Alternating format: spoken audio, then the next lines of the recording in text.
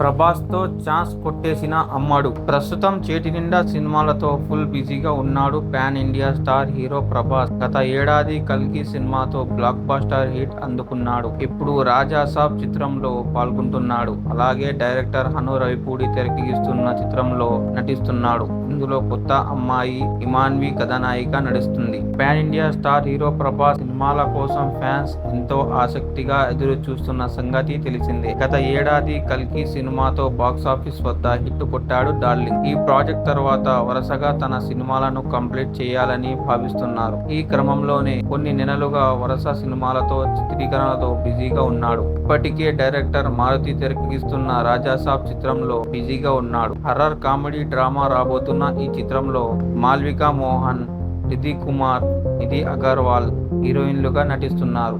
అలాగే డైరెక్టర్ హను రవిపూడి దర్శకత్వంలో వస్తున్న ప్రేమ కథ చిత్రంలో కొత్త అమ్మాయి ఇమాన్వి కథానాయికగా నటిస్తుంది.